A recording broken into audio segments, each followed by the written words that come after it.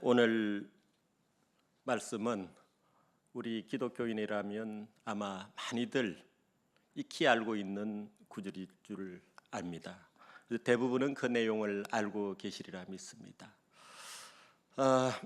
예수님이 말씀하신 비유 가운데 선한 사마리아인 이야기는 교회 설교에서뿐만 아니고 아름다운 미담으로서 시나 소설 그리고 그림에 이르기까지 문예 작품에 계속 등장해오는 그런 유명한 일화가 되겠습니다. 사회과학 영역에서도 도덕적 의무를 강조하는 예화로서 많이 또 등장이 되고 있습니다. 최근에는 착한 사마리아인의 법이라고 하는, 그래서 프랑스나 독일, 폴란드, 스위스 그리고 중국에 이르기까지 이 법을 정해놓고 있습니다. 위험에 빠진 자를 고의로 도와주지 않을 경우, 구조하지 않는 이런 구조 불이행에 대한 이 처벌이 바로 이 법이 되겠습니다. 여기서 본문에서 율법 교사가 예수님을 시험을 하는 그런 장면이 나옵니다. 내가 무엇을 해야 영생을 얻으리까? 영생을 얻는 길을 물어보고 있는 그런 장면인데요. 앞에서 이미 얘기는 돼 있었습니다만은 이미 예수님을 궁지로 모아라 늘 그런 계획으로 시험을 하는 것이죠. 율법 교사는 영생에 이르는 길을 이미 알고 있었습니다. 예수님이 유대의 법과 계명을 소홀히 한다는 빌미를 잡아가지고 이단적 견해라며 공중 앞에서 폭로하고 고발하고자 꾸며낸 그런 질문이었습니다. 예수님은 상대방의 의도를 이미 꿰뚫어 보고 계셨습니다. 율법교사 스스로 계명을 말하도록 하고자 법에 무엇이라 기록되었느냐, 내가 어떻게 읽었느냐라고 물어보십니다. 율법교사는 내 마음을 다하며 목숨을 다하며 힘을 다하며 뜻을 다하며 주 너의 하나님을 사랑하고 또한 내 이웃을 내 자신과 같이 사랑하라 하였나이다 라고 분명히 복음적인 말씀을 그대로 되냅니다. 예수님은 옳다고 하십니다. 그러면서 행하면 살리라고 말씀하십니다. 관념이 아니라 행하면이라고 하는 분명한 단서를 붙이십니다. 예수님은 율법 교사가 영생의 길을 알고 있음에도 불구하고 이를 행하지 않고 관념에만 붙들려 있다는 사실을 잘 꼬집어 주고 계십니다. 예수님은 이 복음의 진리를 비유를 통해서 말씀하시고자 사마리아인을 등장을 시키고 또 제사장과 레위인을 등장을 시켰습니다. 예루살렘에서 여리고로 가는 길, 이 길은 지금 등장하는 길은 내려가는 길이고 가장 짧은 길입니다. 27km 정도가 된다고 합니다. 근데 이 길은 중간중간에 강도들이 숨어 있기가 참 좋은 그런 숲들이 있습니다. 그래서 아주 급한 용무가 있는 사람 외에는 사실 이 길을 찾지 않게 된다는 것이죠. 그러나 여기서 등장하는 강도 만난 자나 그리고 제사장 레위인 그리고 또 한 사람의 착한 사마리아인은 굉장히 용무가 바빴던 것 같습니다. 그런데 이 강도 만난 자를 만났을 때 각 세 사람의 행동은 달리 나타났죠. 유대인인 그 제사장과 레위인은 본체 만체하고 그냥 지나가는 행태를 보였습니다. 아마도 이 부정탄다라는 말이 있지 않습니까? 예배를 드리고 여리고로 내려가는 길, 아마 귀갓길이었는지도 모르고 또 다른 예배를 또 인도해야 할지도 모르죠. 그렇기 때문에 가장 다급한 상황에 있는 강도 만난 자를 구해주기보다는 그저 자신이 가지고 있는 성결을 지키겠다고 하는 거기에 집중을 한 것 같습니다. 그러니까 종교적인 열심은 분명히 있었습니다. 이웃 사랑의 계율은 입으로만 외는 그런 형식적인 행동에 머물러 있었음을 알게 됩니다. 정작 공동체를 살려야 하는 사랑의 계율은 어긴 셈이 된 것이죠. 예수님이 하나님의 독생자로서 이 땅에 오셔서 보여주신 그 사랑, 그것이 계명 중에 가장 중요한 그런 계명이라고 우리가 생각할 때에 이미 하나님은 우리에게 주시는 계명 중에서 어떤 계명을 가장 우선적으로 지켜야 하는지를 이미 입증을 하셨습니다. 그런데 레위인도 똑같은 반응을 보였습니다.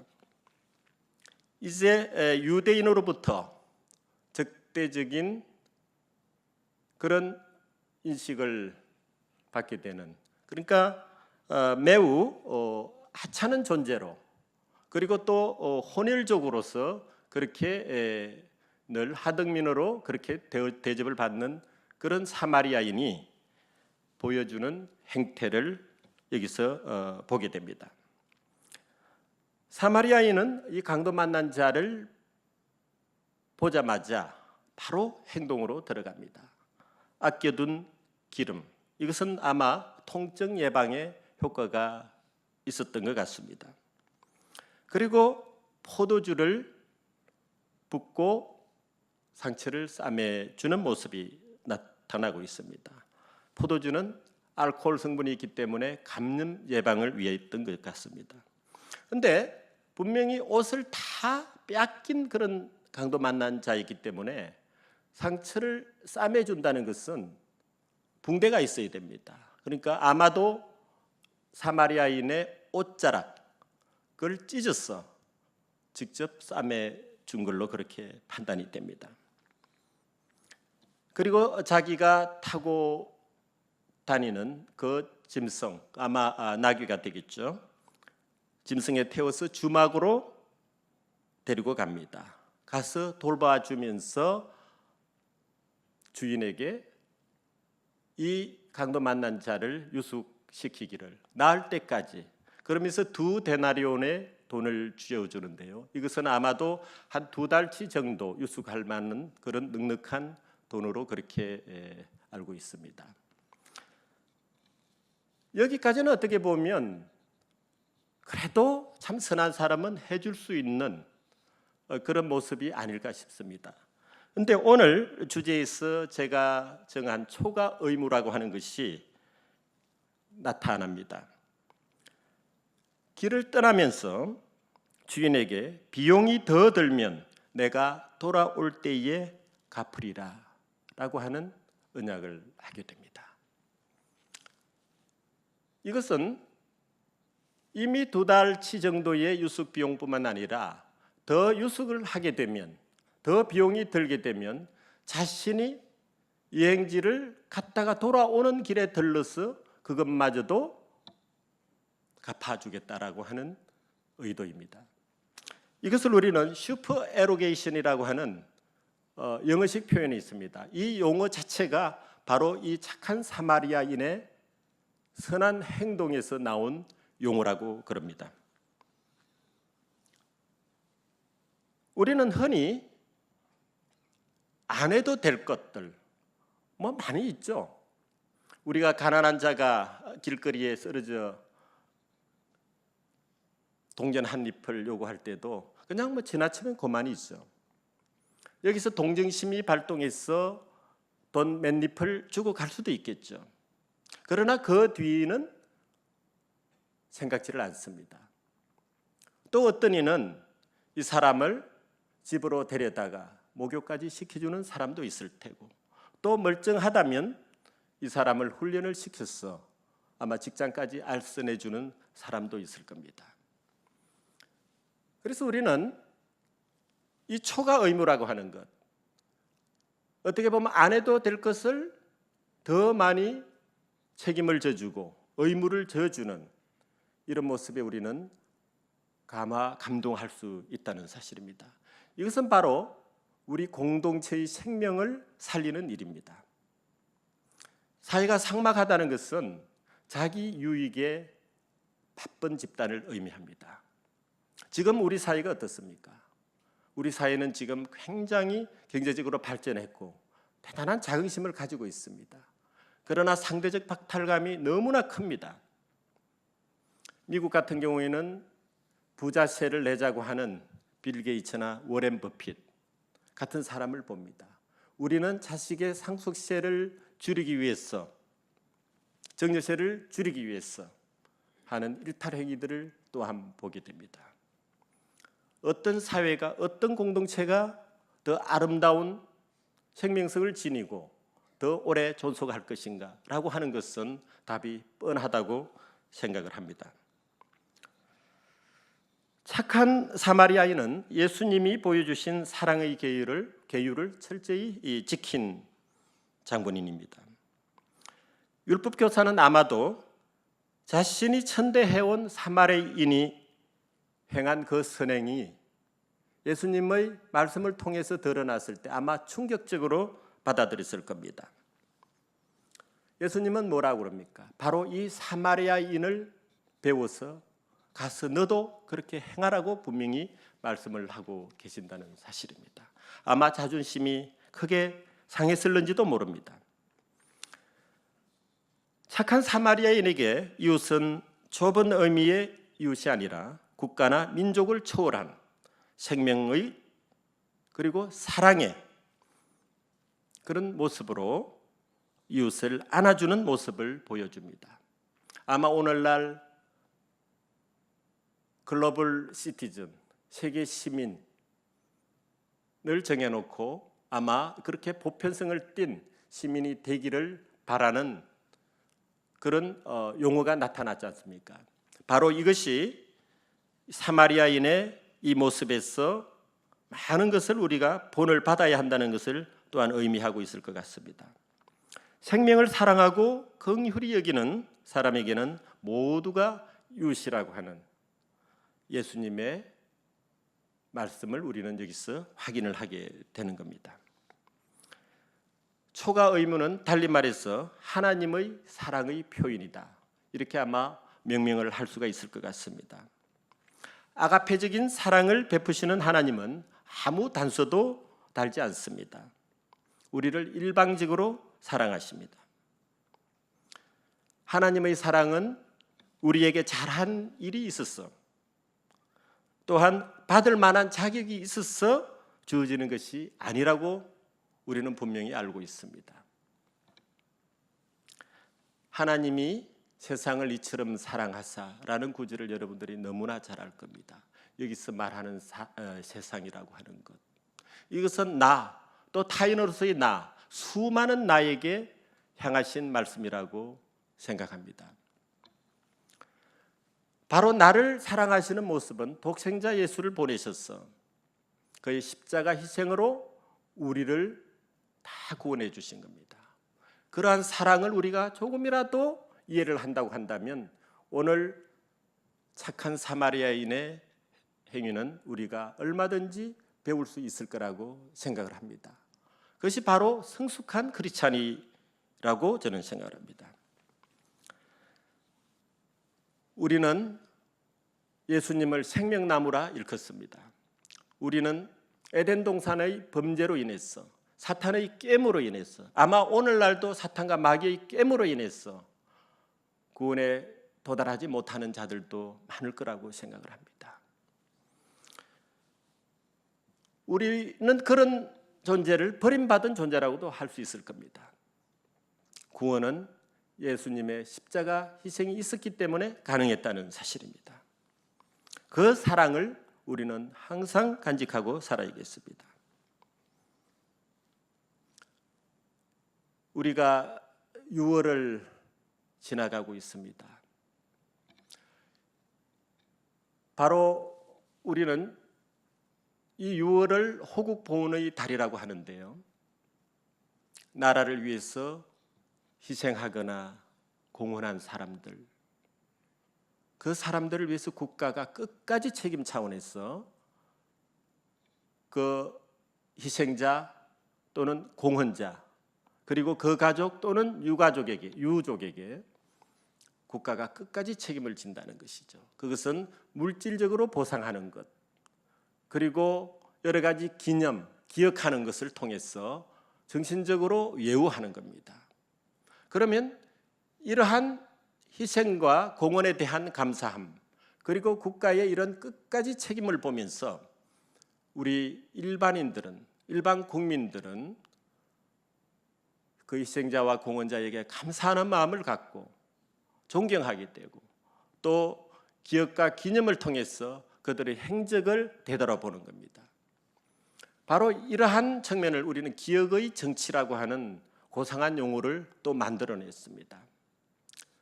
이렇게 함으로써 일반 국민들의 애국심을, 나라 사랑 정신을 일깨우는 겁니다. 아마도 부족국가 시대를 우리가 한번 보자고요. 그 시대를 우리는 재정일치의 통치 시대라고 그럽니다. 그 앞에서 말하는 제자는 아마도 보훈 정책을 얘기할 거라고 생각합니다. 그 제자는 제사죠. 그리고 뒤에 있는 것은 정치입니다. 오히려 정치보다도 바로 이 제사를 더 앞세웠다는 것. 그것은 부족국가 간의 전쟁이 일어났을 때 한 부족국가가 처참하게 패했어요. 그리고 많은 사람이 희생이 났습니다. 그런데 그 희생자에 대해서 다음 국가가 끝까지 책임을 져주지 않는다고 한다면 아마도 다음 전쟁에서는 전쟁이 채 시작되기도 전에 다 도망가고 말 겁니다. 그렇기 때문에 이 보훈 정책이라고 하는 것은 국가를 유지하는 데 매우 중요한 요소가 됩니다. 그래서 국가의 존립과 유지, 그리고 또 희생 그 바탕 위에 나라가 존재한다라고 하는 생각을 했을 때 국민들이 또 허리띠를 졸라매고 열심히 일함으로써 국가 발전에도 귀한 가치로 그렇게 사용이 되는 겁니다. 그래서 특히 우리가 6.25 전쟁만 하더라도 이 초과 의무의 여러 가지 형태들을 봅니다. 물론 6.25 전쟁에 있어서 정규군으로 나이가 차서 입대를 하고 전쟁에 참여한 사람들은 국가의 의무로서 참전을 했다고 한다면, 오늘 여기서 말하는 초과 의무에 해당되는 사람들은 아마도 학도병이라든지, 그리고 지게부대, 며칠 전에 아마 여러분들이 KBS 1 텔레비전을 통해서 지게부대의 활약상을 보셨을 겁니다. 6.25 전장에 있어서 전장터에서 이 산악기를 오르내릴 때 20kg에 달하는 무거운 짐을 지고 전쟁 수행을 했는데요. 그 당시에 미군들이 너무나 놀랐다고 합니다. 그리고 가장 효과 있는 그런 또 운반 수단으로서의 지게였다고 하는 사실이죠. 이런 것들도 그렇습니다. 그런데 그 사람들이 대부분 민간인들이었다는 것이죠. 그리고 뭐 나이가 어린 사람도 있을 테고 나이가 많이 드신 분들도 아마 계셨을 거라고 여깁니다.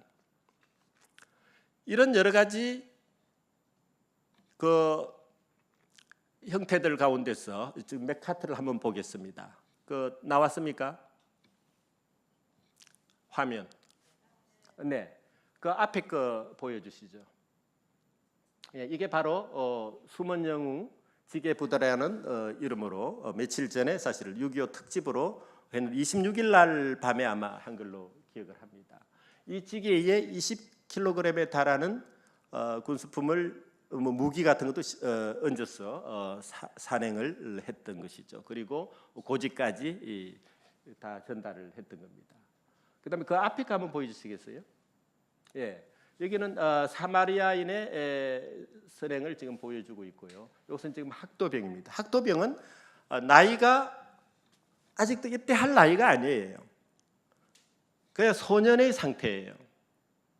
그런 상황에서 나라가 위기에 처했을 때 자신은 군의 입대를 자진해서 하게 되는 겁니다. 바로 이러한 존재가 계셨다는 것. 그리고 일본에 유학 중인 우리 제1 학도병들도 또 이렇게 와서 전쟁 수행을 했던 겁니다. 그 뒤에 두 카트를 넘겨주시겠습니까? 네. 이거는 매우 중요한 그 이미지 중에 하나인데요. 여수 순천 지역 전남 학도병들입니다. 이건 지금 그 발굴 장면인데요. 1950년 전쟁이 6.25 전쟁이 일어나자마자 180여 명의 하나 더 올려주세요. 또 하나 더 올려주실래요? 네, 그 학도 방금 그대로 한번 놔둬보세요. 아니, 방금 그대로. 아니 그 위에 아니 그 밑에 또 밑에 아니 하나 더 밑에요. 밑으로.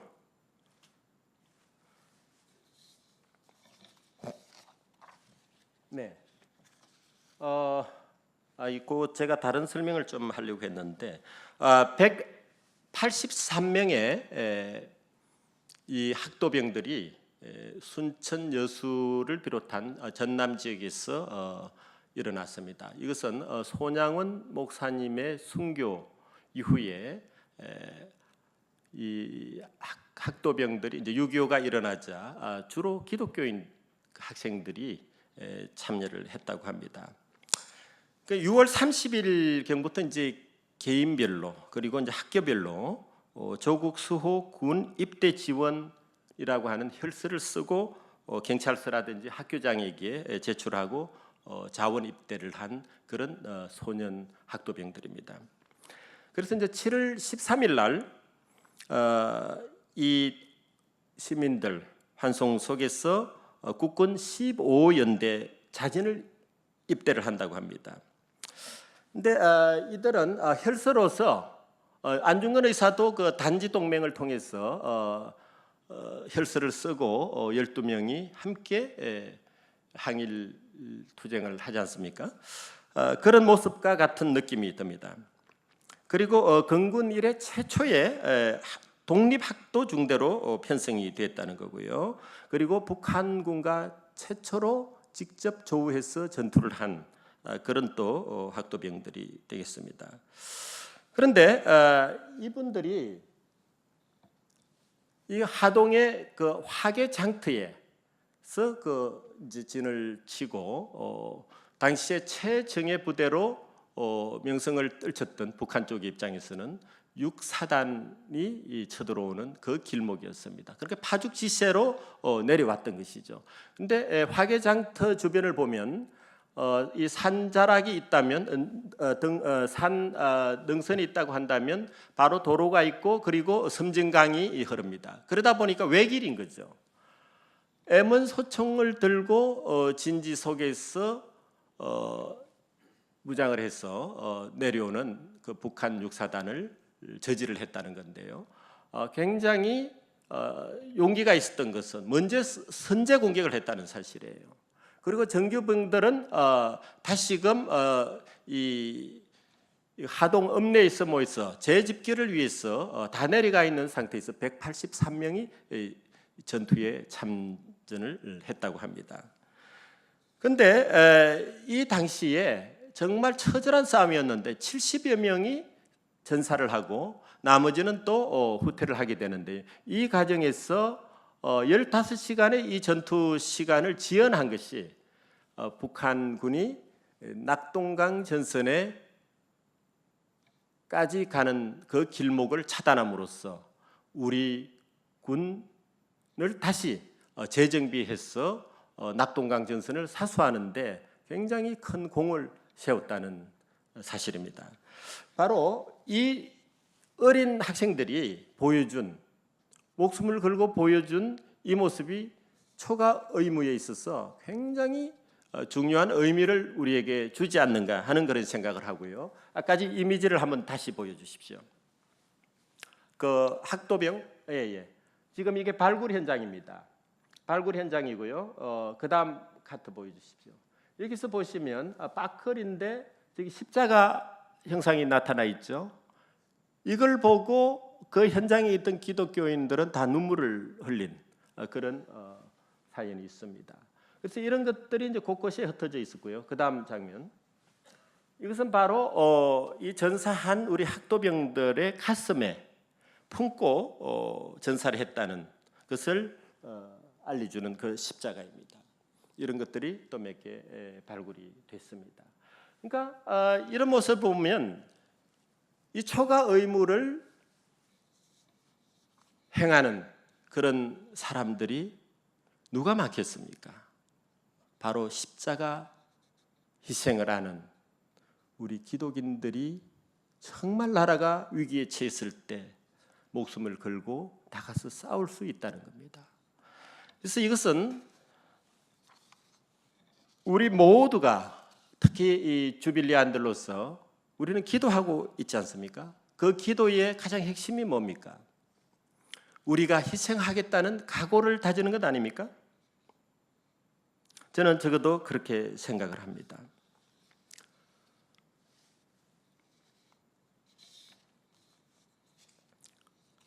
이 나라 사랑 정신은 호국 보훈에 있어서 굉장히 중요한 가치입니다. 이 나라 사랑 정신의 이 개념은 그야말로 내가 나라를 대상으로 해서 사랑한다는 얘기입니다. 그렇다면 나와 나라, 나와 국가와의 관계가 하나라고 하는 일체감을 뜻합니다. 이 일체감인 또 달리 말하면 국가 정체성이라고 하는 용어로 귀결이 됩니다. 이 국가 정체성이 강화되면 될수록 그 나라의 통합도는 아마 더 커질 겁니다. 그래서 우리는 나라 사랑 정신을 강조하는 이유는 바로 이 국가 정체성을 강화하기 위한 교육입니다. 교육으로 우리는 얘기를 하고 있습니다. 그런데 이 국가 정체성이 클수록 강화될수록 바로 이 국민 통합의 정도가 더 나은 결과를 가져온다고 한다면 바로 이것이 내적 안보에 있어서 가장 귀중한 기제가 된다는 사실입니다. 그래서 우리는 이 호국 보훈의 달을 지나면서 우리 기독인이 해야 할 일이 무엇인가? 가장 먼저는 기도를 열심히 하는 거죠. 내가 응당 이 희생을 감수하겠다라고 하는 것. 그래서 아놀드 토인비는 기도하는 자를 일컬어서 창조적 소수자, 크리에이티브 마이너리티라고 하는 용어를 만들어냅니다. 우리가 구약 성서, 예레미야, 이사야, 느헤미야 등등 다 기도하는 자가 그 나라를 구원하는 데 사용되었다는 사실입니다. 그래서 우리는 이 기도하는 자, 이 자들로 인해서 나라가 산다라고 하는 이 확신을 가져야 한다는 겁니다. 그래서 우리는 오늘날 국력을 평가함에 있어서 스마트 파워라고 하는 용어, 조지프 나이가 이 용어를 만들어내면서 미국에서는 외교 정책으로서 이 스마트 파워를 강조를 하고 있습니다. 기존의 하드 파워, 이것은 눈에 보이는 유형 국력이라고 합니다. 이것은 경제력이라든지 군사력, 그리고 이 국토, 그러니까 이것은 바로 그 자원을 의미하는 것이지 않습니까? 이 눈에 보이는 것. 그리고 소프트 파워, 이것은 연성 국력이라고도 하고요. 아까 그 하드 파워는 경성 굉장히 이 눈에 보이는 그런 강력한 물리적인 그런 힘을 말하는 거죠. 그런데 이 소프트 파워는 바로 이 정신력을 의미합니다. 그래서 이 두 개를 합한 이 개념을 우리는 스마트 파워라고 그렇게 얘기를 하죠. 그러면 국가 보훈은 소프트 파워에 해당하는 아주 귀중한 통합의 힘입니다. 그런 면에서 각국, 특히 선진국들은 보면 이 국가 보훈에 굉장한 힘을 쏟습니다. 그런데 우리 같은 경우는 이 국가 보훈 영역이 굉장히 이 세 가지 큰 틀 위에, 그러니까 독립운동, 그리고 국가 수호, 호국이라고도 하죠. 그리고 민주화 영역 이렇게 해서 28개 분야로 나뉘어져 있습니다. 근데 미국 같은 경우는 뭐 제대군인부라 그래요. 국가보훈부를. 그런데 우리는 애국자라고 하는 표현까지 붙여서 Ministry of Patriots and Veterans Affairs라는 그런 영어식 용어를 사용을 하고 있고요. 미국 같은 경우는 그냥 단순히 Ministry of Veterans Affairs라는 걸로 그냥 끝납니다. 그런데 이 보훈을 얼마만큼 잘 감당하느냐 국가가 여기에 이 소프트 파워의 정도가 결정이 된다라고 보기 때문에 그만큼 서방 선진국들은 이 국가 보훈에 큰 힘을 쏟게 되는 것이죠. 레이 클라인이라고 하는 미국의 CIA 부국장 출신이고 국제정치학 박사로 알려져 있습니다. 이분이 이 국력을 어떤 식으로도 계산을 하느냐면 아까 말씀드린 대로 유형 국력 그리고 곱하기 무형 국력 이렇게 표현을 합니다. 근데 앞에 있는 거는 동일합니다. 근데 뒤에 있는 부분을 정신 부분을 갖다가 하나는 국가 전력, 국가 전략 그리고 더하기 국민의 사기, 국민의 의지 이 부분을 지수화하는 거예요. 그래서 제로에서 1까지를 지수화해서 앞에 있는 하드 파워를 곱해버립니다. 근데 저는 이런 계산 방식이 지수만 정확히 계산이 된다고 한다면 굉장히 의미가 있는 것이라고 저는 봅니다. 특히 우리 대한민국의 경우를 보십시오. 지금 국민 통합의 정도가 어떻습니까? 얼마나 갈등과 분열에 시달리고 있습니까? 원래 정치는 통합의 도구입니다. 대화하고 타협하고 합의로 이끌어서 국민을 통합하는 그런 과정이 바로 정치입니다. 근데 우리는 정치마저도 대단히 어렵습니다. 그리고 국가 보훈도 많은 영역을 또 다루면서 형평성 문제 등등 해서 많은 불만 요소들이 또 내재를 하고 있습니다. 정말 우리 지도자들이 이런 부분을 관심을 두고 정말 하드 파워에만 급급할 것이 아니라 이 소프트 파워에 우리가 힘을 기울이는 그런 모습을 보여주기를 간절히 바랍니다. 우리는 자유민주주의 체제 안에 살고 있습니다. 이 공동체를 살리기 위해서는 어떻게 해야 됩니까? 우리는 민주공화국이라고 하는 헌법 제1조에 나타나 있습니다. 이 공화국의 개념은 원래가 공공적인 것 그리고 공공의 이익을 우선시하고 그것을 질서 있게 조화롭게 움직인다면 그 나라가 아주 튼튼할 거라고 하는 바로 그런 믿음이 있기 때문에 우리는 이 민주공화국을 택했던 겁니다. 그런데 민주공화국에서 자기 희생이 없다고 한다면 또 자기 유익에만 급급하다고 한다면 그 나라는 사실은 힘들 수밖에 없습니다. 그 나라는 망할 수도 있다는 것이죠. 그래서 우리는 공공의 것, 이 공공의 유익을 위해서 우리가 희생할 줄 아는 그런 시민으로 거듭난다고 한다면 이 대한민국은 아마도 전 세계에서 가장 강력한 나라가 될 수도 있다고 생각을 합니다. 우리의 부족은 바로 이 소프트 파워의 문제라고 생각을 합니다. 아까 말씀드렸습니다.